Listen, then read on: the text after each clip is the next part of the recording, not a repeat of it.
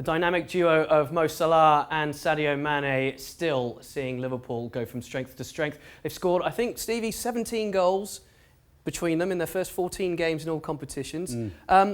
Is one of them more important than the other? How can you possibly say one is more important than the other? I mean, it's you know. If you're going to lose a leg, do you lose your right leg, your left leg? No, you're right-footed. That's a good point. I never thought of that. What if you're two-footed?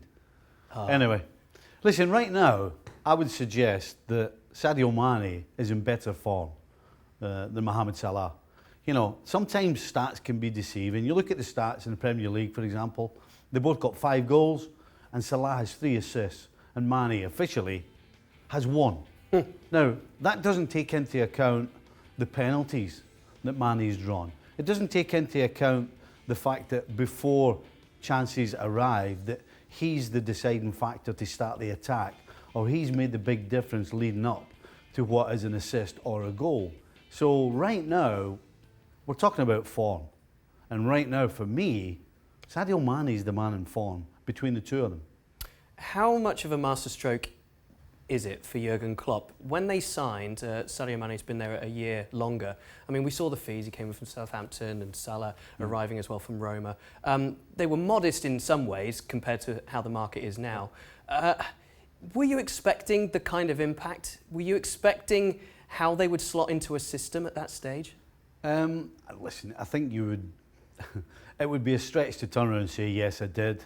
Because the fact was that Sadio Mane at Southampton looked as though he was having a problem. He didn't always start. There was talk about him having off-field problems. Salah, as we know, had already failed at Chelsea. So we didn't know, and let's be honest, what, 30 million they paid for him? You don't expect to get the goals and the performances that he's given for 30 million. So anybody who turns around and said, oh, yes, I expected it, I think is not telling the truth.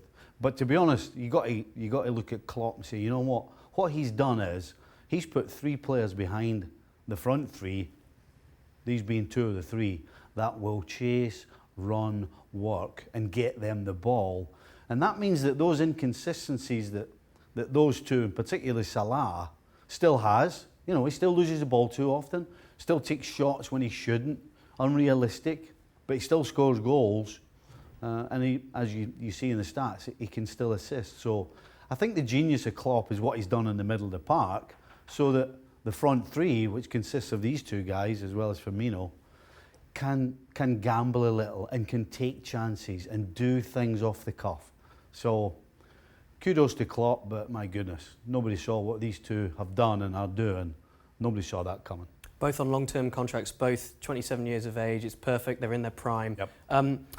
Are they irreplaceable? Could he replace them if he needed to, do you think? Listen, when you've played and you've been involved in football long enough, nobody's irreplaceable. There's always somebody around the corner. And I don't think these 2 are irreplaceable. I think right now, it's tough to choose anybody else on the planet I would rather see in their positions, but they're not irreplaceable. No, nobody is. Okay, well, 2 of the Fab 3, Salah and Mane, certainly getting praise, and it's certainly due. Thanks so much for watching ESPN on YouTube. And for more sports highlights and analysis, be sure to download the ESPN app. And for premium content and live streaming, subscribe to ESPN Plus.